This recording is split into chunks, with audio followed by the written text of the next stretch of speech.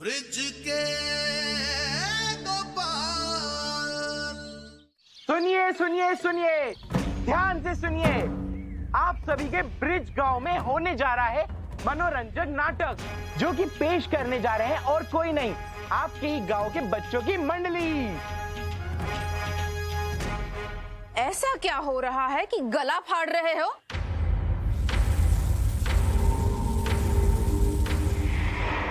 हम तो बस नाटक करने आए और अपने नाटक से सबका मनोरंजन करने, किसी को तंग करने का हमारा कोई इरादा नहीं। हाँ, नाटक का आनंद लीजिए और क्रोध की आग बाद में चलाइएगा। अगर मेरे हाथ से मार नहीं खाना चाहते ना, तो मेरे घर के सामने तो ये सब बिल्कुल मत करो। आज से लगभग 2000 वर्ष पहले एक महान राजा थे जिनका नाम था विक्रमादित्य।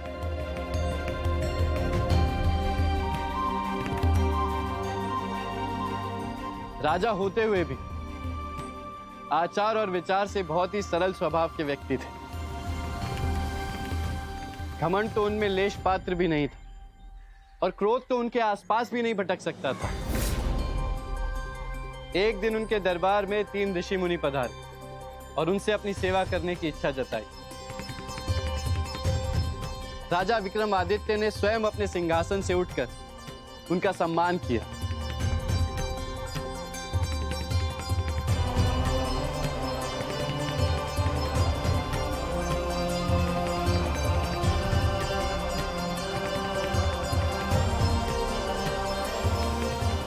उन्होंने तन मन और धन से उनकी सेवा की। उनकी सेवा में किसी भी चीज की कमी ना रह जाए, इस कारण उन्होंने सब अपने हाथों से किया, यहां तक कि उनके पैर भी दबाए।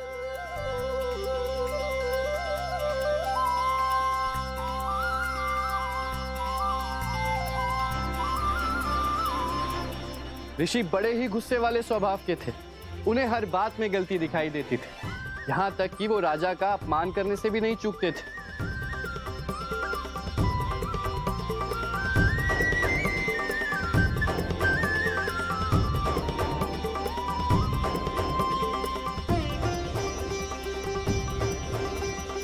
पर राजा विक्रमादित्य इस चीज से तनिक भी विचलित नहीं हुए।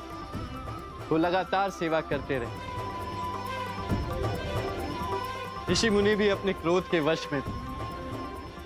एक दिन तो उन्होंने हद ही कर दी। उन्होंने भोजन का तिरस्कार ही नहीं किया, बल्कि राजा के मुंह पे पानी भी फेंक दिया।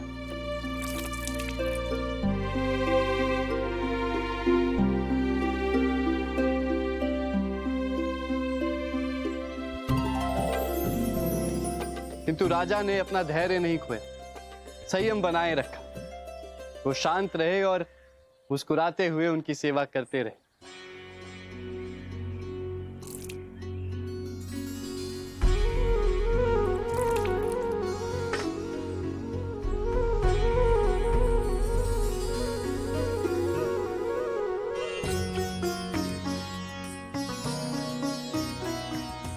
राजा विक्रमादित्य का धैर्य, संयम और सहन शक्ति देखकर ऋषि मुनि स्वयं को प्रसन्न होने से नहीं रोक पाए। और तब उन्होंने वो किया जिसकी किसी को कल्पना भी नहीं थी। उन्होंने अपने असली रूप का दर्शन कराया।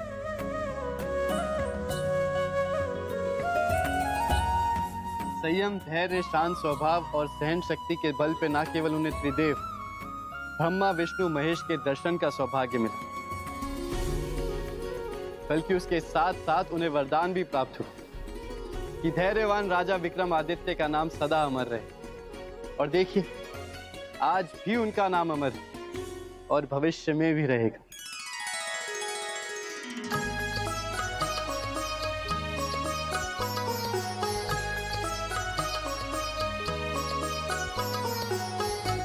तो आप सभी ने इस नाटक से क्या सीखा?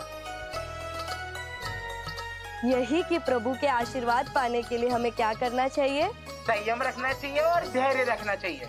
और प्रभु के दर्शन पाने के लिए हमें क्या करना चाहिए? क्रोध को त्याग देना चाहिए। और प्रभु का सदा साथ चाहिए तो भक्ति में खुद को डुबोना होगा।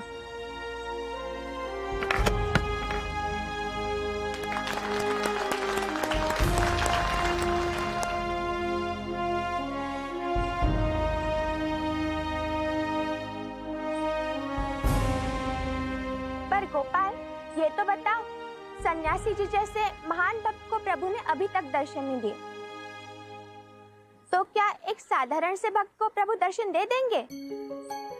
वैसे क्रोध को त्याग कर अपनी गलतियों को स्वीकार कर जो प्रभु का शरणागत हो जाता है वो किसी ना किसी रूप में प्रभु के दर्शन पा ही लेता है। हाँ, और प्रभु के दर्शन पाने के लिए हमें क्या करना चाहिए? क्रोध को त्याग देना चाहिए। अपनी भूल स्वीकार कर क्षमा मांगने से भगवान भी क्षमा कर देते हैं और उनसे प्रसन्न भी होते।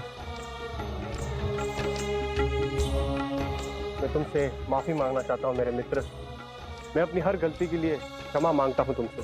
गलती तो मुझसे भी हुई है, मुझे भी तुमसे माफी मांगनी चाहिए, मुझे भी तुम पे हाथ नहीं उठाना चाहिए था।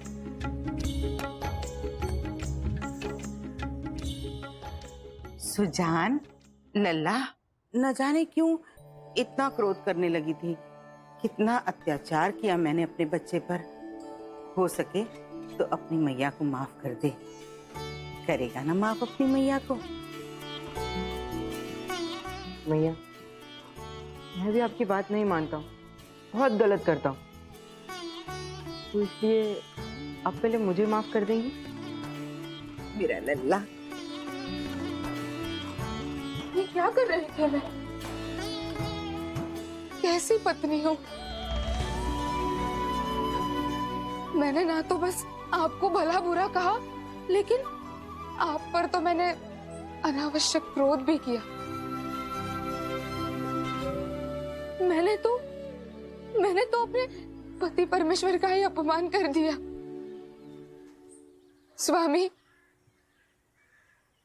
हो सके तो मुझे क्षमा कर दीजिए, मुझे क्षमा कर दीजिए। ऐसी बातें कर रही हो? पति और पत्नी गाड़ी के दो पहिए हैं। यदि एक पहिया खराब हो जाए तो गृहस्थी थम जाती है। जहाँ प्रेम होता है वहाँ क्रोध तो होता ही है ना, वो अधिकार होता है। देखो मैंने कितनी बार भूल की, तुमने मुझे माफ किया। कितनी बार क्रोधित हुआ तो भी तुमने मुझे माफ किया। तो क्या मैं तुम्हारी पहली और अंतिम गलती को माफ नहीं कर सकता गिन गिन कर? लेकिन एक सच बात कहूं, इनका भयंकर रूप देखकर मैं गिनती भूल गया, गिन गिन कर।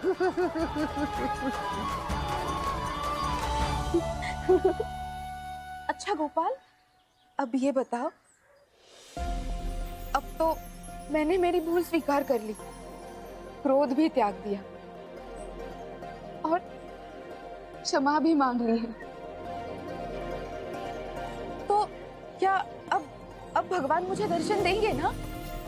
भगवान की दी शांति को यदि आप बनाए रखेंगे, सदा भक्ति के मार्ग पर चलेंगी तो कभी ना कभी ईश्वर दर्शन अवश्य देंगे। अब तो मैं बस शांति और भक्ति के मार्ग पर ही चलूंगी। हाँ, कृपया शांति बनाए रखें।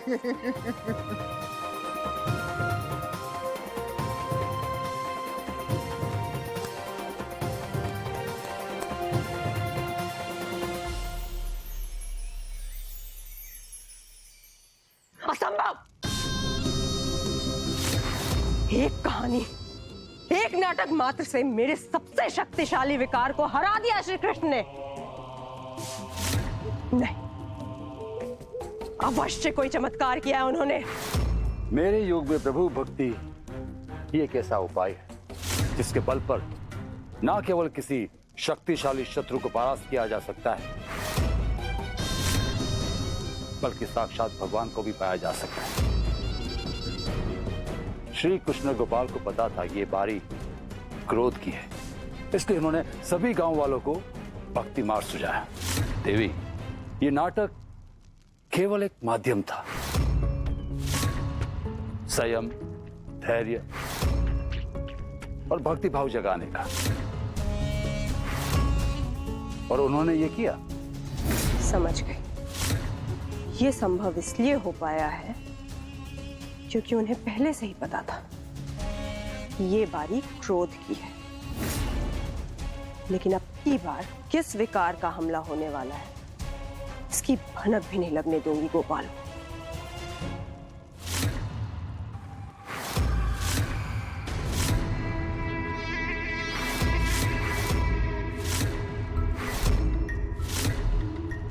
देवी अलक्ष्मी, कदाचित आपका अगला आदेश मेरे लिए ही है। हाँ, तुमने बिल्कुल ठीक समझा। तुम ही वो विकार हो जिसे सरलता से पहचाना नहीं जा सकता।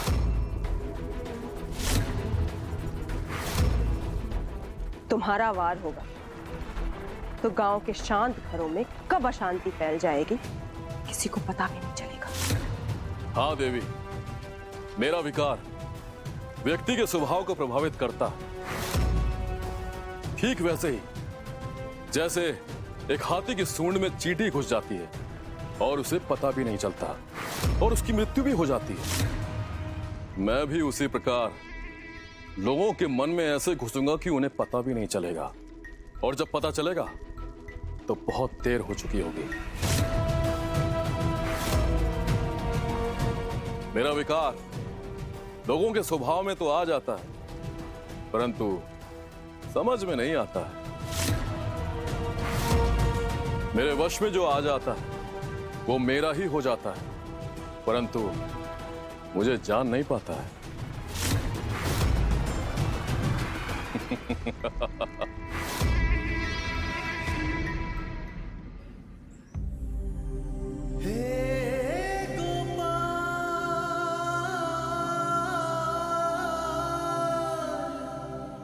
ब्रिज के गोपाल,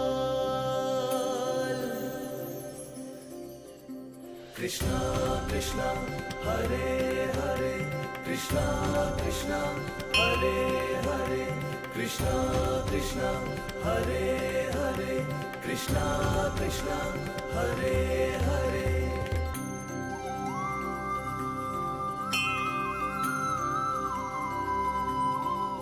अरे ये क्या किया मैंने? मैं तो कुमकुम लाना ही भूल गई। मोए का जानू बेला, इसमें चिंतित होने वाली कौन सी बात है? मैं लाई हूँ, ये ले लो।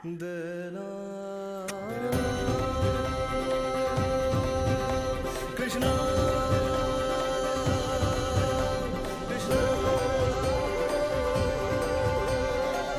ये कैसी कृपा की है भगवान ने? सुजाता दीदी का तो पूरा स्वभाव ही बदल गया। पहले तो किसी को कुछ मांगने पर भी नहीं देती थी और आज हाथ बढ़ा के दे रही है। सच कहा गौरी।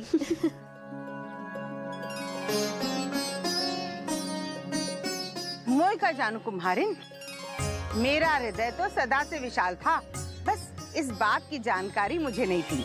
अब मुझे पता चल गया है तो सबको पता चल जाएगा।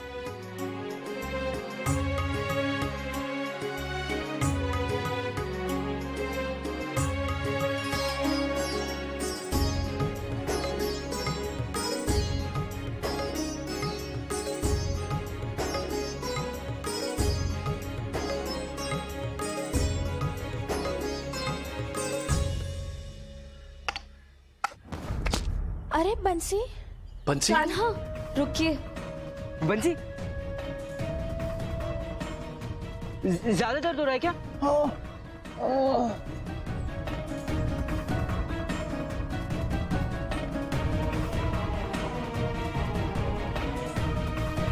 एक बार उठ के तो देखो। नहीं तो मैं मलहम का लेप लेके आती हूँ। नहीं नहीं, मैं आयुर्वेदिक उपचार जानती हूँ, कहीं जाने की जरूरत नहीं है। वो पत्ते हैं ना।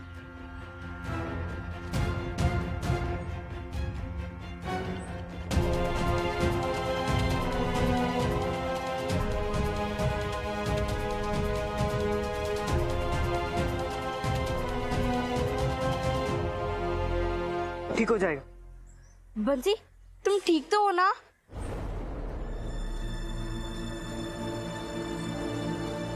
तुम्हें चोट लगी है तो घर जाना चाहिए तुम्हें। बंसी, भार अधिक होने से संतुलन बिगड़ने की संभावना बढ़ जाती है, समझे ना? अरे कोई बात नहीं, ये छोटी मोटी चोटें तो लगती रहती है। अब इन चोटों से बचने के लिए ये बंसी मीठा गाना कभी नहीं छोड़ेगा। अच्छा चलो चलो।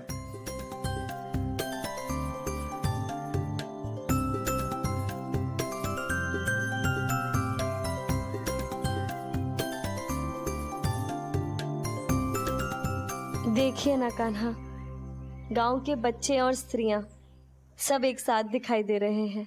सब एक दूसरे की मदद कर रहे हैं, साथ में हंस बोल रहे हैं और खुश भी है।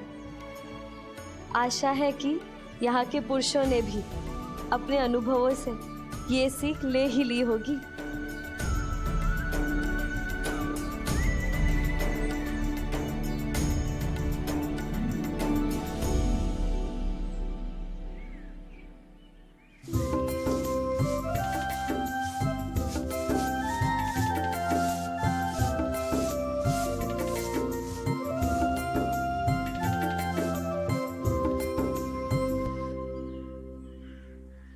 मेरी सहायता करने के लिए आप सभी का बहुत बहुत धन्यवाद। भाई हम सभी तो एक दूसरे के दुख सुख के साथी हैं। हम हाथ नहीं बटाएंगे तो कौन आएगा काम करवाने। भाई ये गांव गांव नहीं, एक परिवार है। हम सब लोग एक परिवार के सदस्य हैं, है? भाई धन्यवाद बोलकर हमें शर्मिंदा मत कीजिए। वैद जी, ये तो आपका बड़प्पन है जो आप ऐसा सोचते हैं। पर हाँ, अब बात सोच की हुई तो मुझे समझ में आ गया कि जहां क्रोध है वहां अच्छी सोच मर जाती है। हाँ सही बात। और व्यक्ति अपना नुकसान कर बैठता है। अरे दुखी मत हो कुमार भाई, जो हुआ सो हुआ। अब सब भूल जाने में ही हम सबकी भलाई है। और वैसे भी तुम अपने काम में इतने माहिर हो कि ये सारे मटके तुम कम समय में बना लोगे। क्यों वैद जी? हाँ बिल्कुल बिल्कुल। हाँ, मिट्टी में ढोकर ले आऊंगा, इतना काम तो मैं करवा ही दूंगा। और कुमार भाई जब मटके बन जाएंगे तो उन्हें बाजार तक मैं ले जाऊंगा। हाँ? क्यों बोला? लो हो गया काम। अरे गोपाल, गोपाल सुनो। जब व्यक्ति विकार मुक्त हो जाता है तब उसके विचार शुद्ध सोने के समान हो जाते हैं। वो दमकने लगता है। देखिए ना कान्हा, सब एक दूसरे के लिए कितना भला सोच रहे हैं। किंतु मेरे मन में एक संशय। देखो ना, यहाँ कुछ अच्छा नहीं, सब कुछ अच्छा हो गया है। देखो सब लोग एक दूसरे की मदद करने के लिए आतुर हो रहे हैं। अरे भाईचारा तो ऐसा है जैसा कहीं ना हो। कितना सुंदर कंगा है, तुम्हें तो संभाल कर रखने की आवश्यकता है। मैया मैया, आपने कंगा देखा क्या? नहीं तो तब तो फिर मैं बाद में ही ढूंढूंगी और आपको भी दे दूंगी। देखा, बचा लिया तुम्हें, ताकि तुम्हें एक खरोंच भी ना लगे। ब्रिज के मैं भी मालती को लेने जा रहा हूँ। हाँ, वो यहाँ आएगी ना तो बहुत खुश रहेगी। सब कुछ कितना अच्छा हो गया है। हाँ हाँ, ये तो बहुत ही नेक विचार है। आप शीघ्र ही जाकर ले आइए मैया को। कितना समय हो गया उनका हाथ का बना भोजन खाए, उनके हाथ का बनाया माखन खाए और उनसे दुलार कराए। अरे हाँ हाँ ठीक है, जल्दी जाऊंगा तभी तो शाम तक लौट सकूंगा। हाँ हाँ अवश्य। मैं जा रहा हूँ। जहाँ देखो वहाँ शुभता का प्रचार और प्रसार है कान्हा। और अब तो कोई चिंता और संशय का स्थान अब कहाँ बचा है कान्हा। पराजित हो चुकी है लक्ष्मी आपसे, विकार भी असफल हो चुके हैं। और यही कारण है कि अभी तक उन्होंने और कोई नया विकार नहीं भेजा। अलक्ष्मी समझ गई कि कान्हा के आगे उनका टिकना संभव ही नहीं बल्कि असंभव है। इसलिए उन्होंने अब अपने प्रयास करने भी छोड़ दिए हैं। चाहता तो मैं भी यही हूं कि ऐसा ही हो जैसा आप कह रही हैं, किंतु अलक्ष्मी है वो, इतनी आसानी से पराजय नहीं मानती। और अभी तो उन्होंने शुरुआत की है। राधे, मुझे लगता है हमें उन्हें कम नहीं आंकना चाहिए। हो सकता है उन्होंने किसी विकार को भेजा हो जो छिपकर अपना काम कर भी रहा हो और हमें पता भी ना चल रहा हो।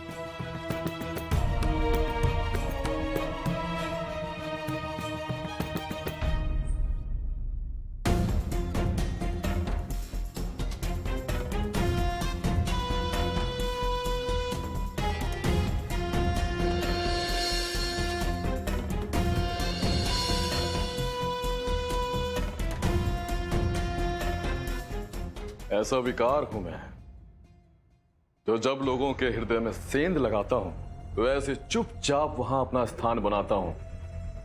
किसी को दिखाई नहीं देता और ना ही किसी को अपनी कोई सूचना देता हूं। इसलिए लोगों के स्वभाव में तो आ जाता हूं, किंतु उन्हें समझ में नहीं आता।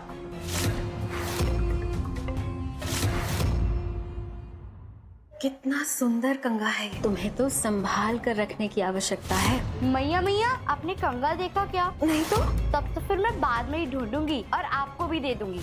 देखा, बचा लिया तुम्हें, ताकि तुम्हें एक खरोंच भी ना लगे। ब्रिज के दो पार। कितना सुंदर कंगा है ये, और तुम्हें मैं इतने साधारण तरीके से इस्तेमाल कर रही थी। तुम्हें तो संभाल कर रखने की आवश्यकता है। मैया मैया, आपने कंगा देखा क्या? कहीं मिल ही नहीं रहा है। नहीं तो मैंने भी नहीं देखा, मैं भी कंगा ही ढूंढ रही हूँ। और देखो, इसीलिए अपने बाल हाथों से ही बना रही हूँ। देखो। अच्छा, तब तो फिर मैं बाद में ही ढूंढूंगी और आपको भी दे दूंगी। पर अभी मेरे मित्र मेरा इंतजार कर रहे हैं।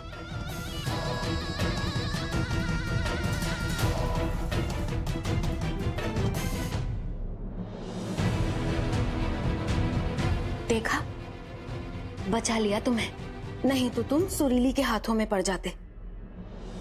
तुम्हें तो छिपा कर, बचा कर रखना होगा, सबकी नजरों से दूर। ये मखमल का कपड़ा बड़ा ही मुलायम है, मैं तुम्हें इसमें बांध कर रखूंगी, ताकि तुम्हें एक खरोंच भी ना लगे। पानी भरने चलना है आज या यहीं रहना है? आई, चलना है। तुम यहीं रहना, शांति से। मैं बस यूं गई और यूं आई। वही हुआ जिसकी मुझे आशंका थी। अलक्ष्मी का आक्रमण है। किंतु अलक्ष्मी ने किसे भेजा होगा इस बार? मोह को। ऐसा विकार जो लोगों के स्वभाव में तो आ जाता हूँ, परंतु समझ में नहीं आता। ये मोह का प्रकोप है, और मोह से बड़ा कोई शत्रु नहीं। मोह मनुष्य को मुक्ति से दूर ले जाता है।